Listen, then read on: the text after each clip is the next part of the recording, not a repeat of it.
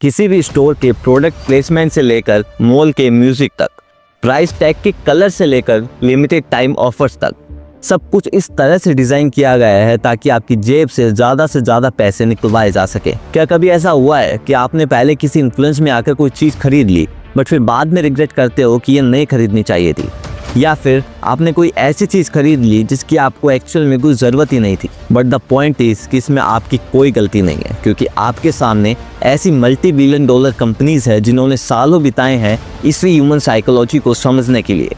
उन्होंने ना जाने कितने ही साइंटिस्ट, न्यूरोलॉजिस्ट और मार्केटिंग एक्सपर्ट्स को हायर किया है ताकि आपकी परचेजिंग वीकनेस को पकड़ा जा सके। और चाहे आप माने या ना माने, पर वो अपने मकसद में कामयाब भी हो रहे हैं। बट आज का ये वीडियो देखने के बाद आप इन कंपनीज के स्मूथ चल रहे प्रोसेस पर ब्रेक लगा सकते हैं, क्योंकि आज हम जानेंगे उन साइकोलॉजिकल ट्रिक्स, उन मार्केटिंग टैक्टिक्स के बारे में जो एक कंपनीज यूज़ करती है आपको फंसाने के लिए, आपसे अंधा खर्चा करवाने के लिए। इस वीडियो के एंड तक आप काफ़ी हद तक इनसे बचने के लिए तैयार हो जाएंगे, क्योंकि आज हम जानेंगे वो मैनिपुलेशन और ट्रैप्स के बारे में जो सिर्फ आपको फंसाने के लिए लगाए जाते हैं। तो चैनल को सब्सक्राइब करके आराम से बैठ जाइए, क्योंकि आज का ये वीडियो काफ़ी ज़्यादा इंटरेस्टिंग होने वाला है।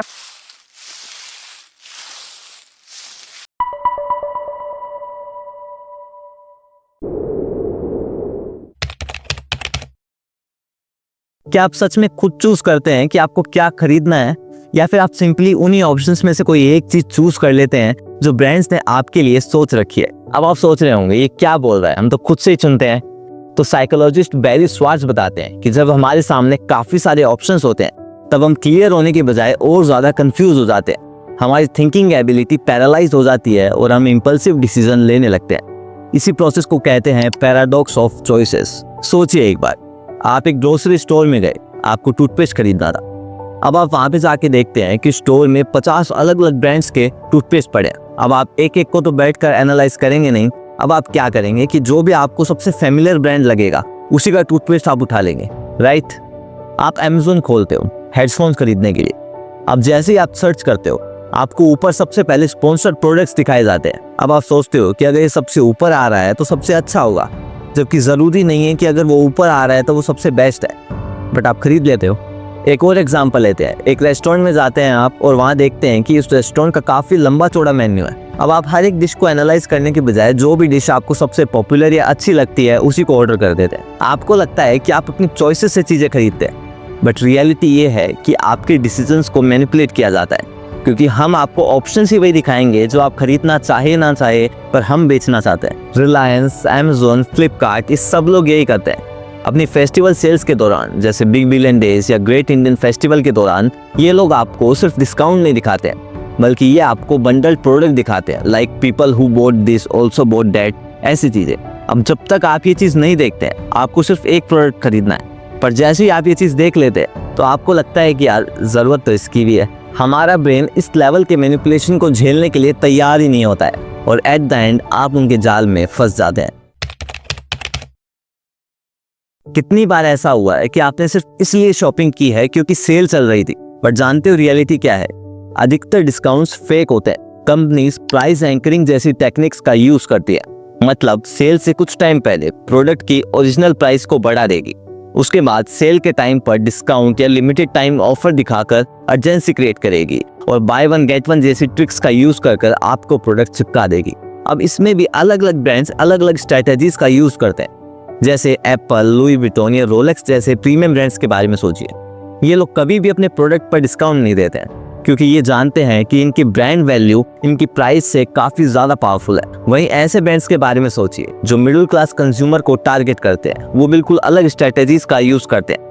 वो कॉन्स्टेंट सेल लाते रहते हैं, आर्टिफिशियल स्कैर्सिटी बनाते हैं ताकि आप बस खर्चा करते जाए। अगेन, फेस्टिवल सीजन के दौरान आपको लिमिटेड स्टॉक का अलर्ट दिखाया जाता है, बट रियलिटी ये है कि स्टॉक तो काफी सारा पड़ा होता है, बट ये सिर्फ आपके अंदर स्कैर्सिटी और फोमो क्रिएट करने के लिए किया जाता है ताकि आप जल्दी से परचेजिंग कर लें।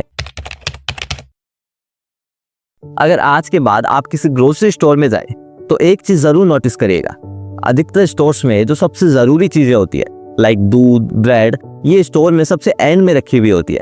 मतलब अगर आपको वो चीजें चाहिए तो आपको पूरे स्टोर से गुजरना होगा, और ये इसलिए होता है ताकि आप ज्यादा से ज्यादा समय स्टोर में बिताएं, क्योंकि ये कहा जाता है कि आप जितने लंबे समय तक स्टोर में रहेंगे आप उतनी ज्यादा शॉपिंग करेंगे। वो साउंड और स्मेल से भी आपके इमोशंस को ट्रिगर करते हैं। कभी नोटिस किया है कि अधिकतर स्टोर में एंट्रेंस पर ही आइसक्रीम का फ्रिज क्यों रखा होता है? तो वो इसलिए रखा होता है क्योंकि जब भी आप उस आइसक्रीम को ढंग से देखेंगे तो आपके अंदर वो भूख वाला सिस्टम एक्टिवेट हो जाएगा और आप खाने के लिए गैर जरूरी चीजें भी खरीद लेंगे। इवन आजकल तो जो स्टोर में शॉपिंग कार्ट होती है वो भी काफी बड़ी आने लग गई है। आज से अगर आप कुछ साल पहले देखेंगे तो वो इतनी बड़ी नहीं होती थी, क्योंकि जब आप देखते हैं कि आपकी कार्ट खाली है तो आपके मन में एक साइकोलॉजिकल फीलिंग आती है कि आपने अभी ढंग से शॉपिंग ही नहीं की। सब कुछ एक ट्रैप है और जिस मोमेंट पर आपको ये रियलाइज हो गया आप इसमें फंसना बंद कर देंगे। अगर आप नोटिस करेंगे तो ऑनलाइन शॉपिंग तो ऑफलाइन शॉपिंग से ज्यादा खतरनाक है, क्योंकि इससे वो फ्रिक्शन चला गया है। पहले जब ऑनलाइन शॉपिंग नहीं हुआ करती थी तब आप फिजिकली स्टोर में जाते थे और अपने हाथों से कैश को जाते हुए देख पाते थे, तो आपको तुरंत रियलाइज हो जाता था कि आपने कितनी शॉपिंग कर ली है। पर अब तो आप एक क्लिक में लाखों का पेमेंट कर सकते हैं, तो आपको तुरंत तो रियलाइज ही नहीं होता है। अब तो AI और आ गया, तो ये आपकी ब्राउजिंग हिस्ट्री को ट्रैक कर आपको वही प्रोडक्ट रेकमेंड करता है जिसे खरीदने के चांसेस सबसे ज्यादा है। और ये कैशबैक और ये रिवॉर्ड्स वाला सिस्टम जो चलता है ना, इनसे आपको लगता है कि आप पैसे सेव कर रहे हैं, बट एक्चुअल में कैशबैक के चक्कर में आप और ज्यादा खर्चा करने लगते हैं। Amazon के फाउंडर जेफ बेजोस ने एक बार कहा था कि हम प्रोडक्ट्स नहीं बेच रहे हैं, हम लोगों की आदतें बदल रहे हैं। उनको आपसे सिर्फ आपके पैसे नहीं चाहिए, उनको आपसे आपका अटेंशन चाहिए, क्योंकि एक बार अगर आपने उनको अपना अटेंशन दे दिया तो पैसे तो आप अपने आप दोगे।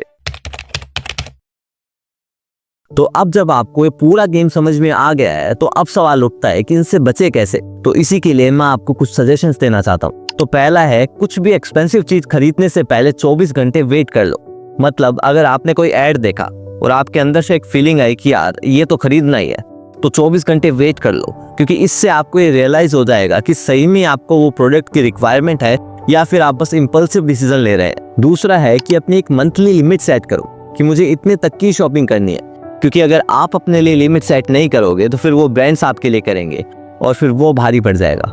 तीसरा है, कार्ड्स की जगह कैश यूज करो, क्योंकि स्टडीज ये प्रूव करती है कि जब आप डिजिटल पेमेंट की जगह फिजिकल कैश यूज करते हैं तब आप 15 से 20% कम खर्च करते हैं। वॉरेन बफेट ने एक बार कहा था कि अगर आप आज ऐसी चीजें खरीद रहे हैं जिनकी आपको जरूरत नहीं है तो बहुत जल्दी आपको वो चीजें बेचनी पड़ सकती है जिनकी आपको सबसे ज्यादा जरूरत है। देखो, at the end of the day brands ना ही आपके दुश्मन है ना ही आपके दोस्त है।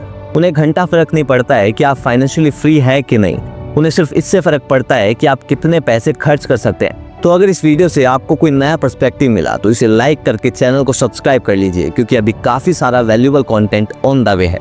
और मैं आपको रेकमेंड करता हूँ कि आप स्क्रीन पर दिख रहे वीडियो को भी जरूर देखें। Thank you very much.